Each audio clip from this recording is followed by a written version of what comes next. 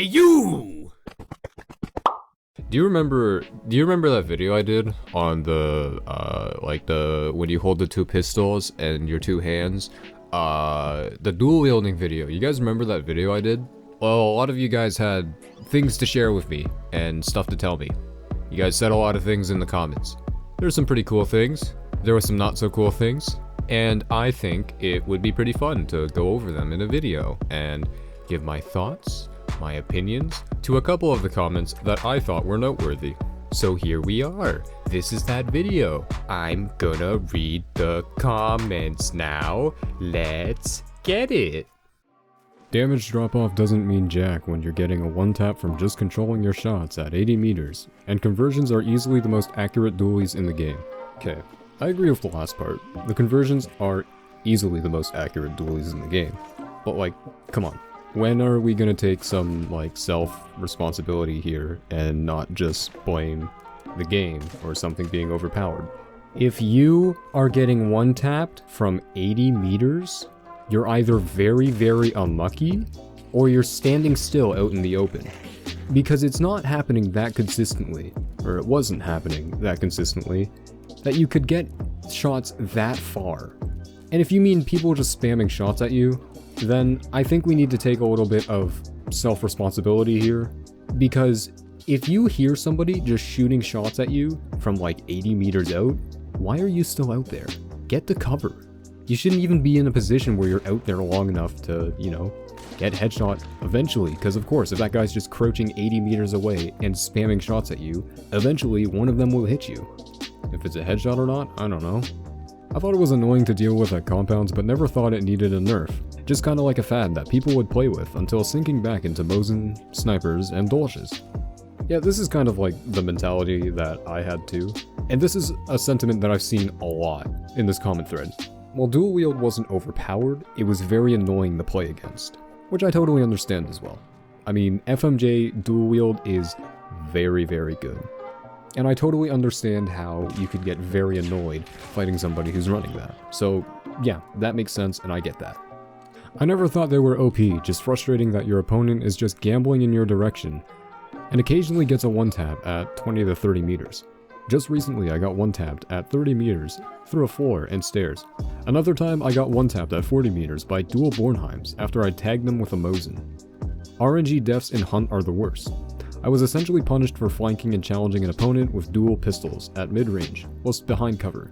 I've never hit a dual-wield headshot, even at close range. Again, I think this comment highlights what people don't like about it, which is the fact that it's annoying but also very RNG-based. And I can understand why people don't like RNG-based things in Hunt Showdown. Putting all your eggs into a random slot machine basket, that doesn't make much sense, but you get what I'm saying. I just like having 4 chain pistols and a Derringer for maximum ammo. I don't even care about special ammo, I use regular. Nice. I don't think anyone's really arguing that dual wielding is OP. Most people just argue that it's a shitty crutch for bad players that don't actually want to get better at the game, which, you know, is true. They're cheap as shit, effective, and require no aim on the behalf of the user. Yeah, you can totally make an argument for this. I can see how this weapon could have been a crutch for players who just, you know, wanted to play the game, but didn't want to learn the weapon play or anything of any of the other guns. As for I don't think anyone's really arguing that dual wielding is OP, I've seen a fair amount of discussion around that.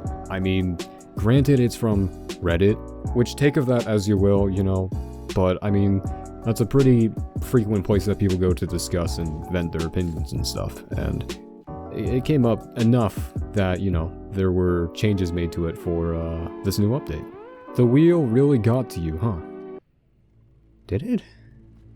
Has the wheel been getting under my skin recently? Am I falling apart? What's going on? What's going on? So as you guys can see, there was a lot said in this thread of comments here.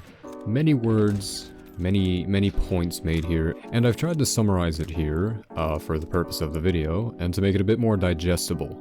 So for the first part of this comment, I'm just gonna like ignore this for the most part, because it's just kind of like weird and misleading, I feel.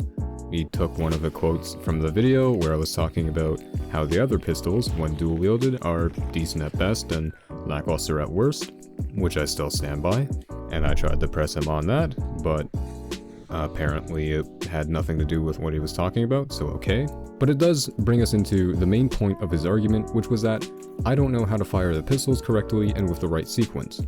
Which granted, he's going off of the clips that I've presented in my video, and the footage I've shown, which doesn't give a lot to go off of, because I think for the most part, I had maybe 2 gunfights where I was at like medium range, and the one that I'm thinking about, I just remember being panicked because it was a very weird situation where the guy was being chased down by a husk. I think that threw me off. And the other guy, I one-shot him at medium range because he was low on health, so I don't know. But to say that there's some special sequential way of firing the pistols at range to get you more kills is not really a thing. You can do one of 2 things. You can just fire them as fast as possible, be an M1 warrior, and spam bullets at them while controlling the recoil, so you send bullets out in their general direction. Or you could crouch and control your shots, and try to ensure yourself of getting a headshot like that. Either way, they both have their ups and downs, but I feel like one was more prevalent than the other, that being the crouching and controlling your shots at range. It really did give you the best odds for getting a headshot at range when you were just completely immobile and taking a bit more time to space your shots out when shooting at somebody. Because for the opposite method of just shooting as many shots at the enemy as you can, it would work more 50-50 than I think the opposite method would. Yeah, sometimes you would get that very, very nice first or second shot headshot. Then the other times you miss like 3-4 shots, the enemy whips around and just headshots you, or body shots you, whichever. So yeah, to summarize, I don't really think that me just spamming out my shots would have gotten me any better luck getting kills at range, at least for the people I was playing against. I did try that method a couple times, but for the most part, a lot of the people that I do that against had really good reaction time and could turn and flick on me with a rifle. So it was not nearly as good as this comment makes it out to be. So that's the main point of this comment. In short, yeah, if you spam bullets at somebody, every now and then you'll get lucky, but a lot of the time it's just going to come down to RNG saving you. And if you've got really good RNG, well, good for you, but for the most part I found this method to be super ineffective. Let's look over how consistently I get wins with dual? Does this mean, is this like quad-wielded pistols? Like you've got 2 sets of dual-wield pistols? Is that what that is? With dual conversion FMJ in 6-star lobbies and LMAO. It feels like you're forgetting that you can set the terms of battle, which is also why shotguns are also technically OP. If you play right with dualies, you cannot lose even after the nerf.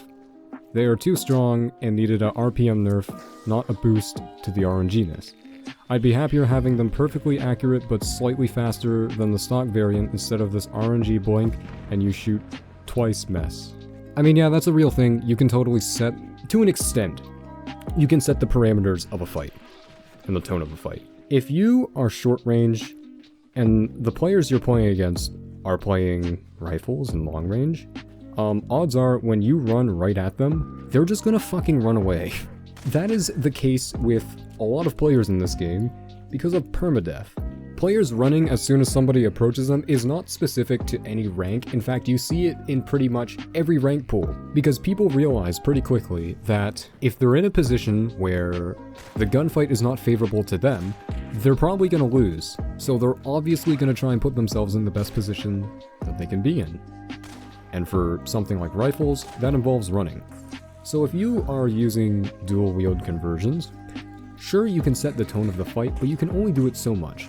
I'm sure you would argue something like, if you pick up the bounty, then obviously the enemy team's gonna chase you and stuff.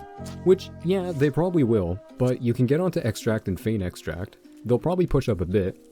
The moment you start to move to them, they're gonna run again. And it becomes this infinite cycle of chasing around the map and stuff. People will fucking run across the map just to avoid dying, because they don't want to lose that hunter. I don't really get it. I don't really sweat losing hunters that much because I don't care, and I don't find this consistent running away from everybody for the whole fucking match really that fun. As for shotguns are also technically OP, I don't know. I don't really think so. With slug ammo, I can definitely see that argument. Hint, hint. But, like, base shotgun ammo, it's good in close range. That's it. And you really have to force that a lot of the time. And again, it's very easy to get out of gunfights for people. And people will just fucking run for the entire match. So I don't know. I don't really agree with this, like, comment for the most part. Especially with the statement, if you play right with dualies, you cannot lose even after the nerf. I definitely don't agree with that statement. You can totally fucking lose because it is, at the end of the day, still RNG. Yeah, you can make the RNG favor your odds a bit more, but there's still going to be that degree of randomness that you really can't fucking count for. And I think it's even more prevalent now with the nerf. As for nerfing the fire rate, you could do that, but I think if you did that, you would just see them not getting picked often at all. And in fact, you'd probably just see fanning become, you know, even more meta than it already is. As a secondary, at least. Like, I feel like you're really exaggerating how much you can really set the tone of a fight in Hunt, because while that is absolutely doable, it's not gonna happen every fucking fight you're in, especially in 6-star. Like, there are 6-stars who desperately want to keep that fucking 6-star rating. And if they know that you're running dual wield and you're just running at them, they're gonna be nowhere near you. And that's it. That's all the comments I gathered to showcase and respond to. In conclusion, my standpoint on dual wield has changed, as I understand where the dislike of these weapons is coming from. Do I think the nerf was necessary? Sure. Do I think they're overpowered? No. Do I really care in the end? No. So thank you guys for watching. This is something new to me as I don't often record without a script. Got any grievances with me and my silly opinions? Comment them down below. And do that like and subscribe thingy that all the cool kids are raving about. Till next time.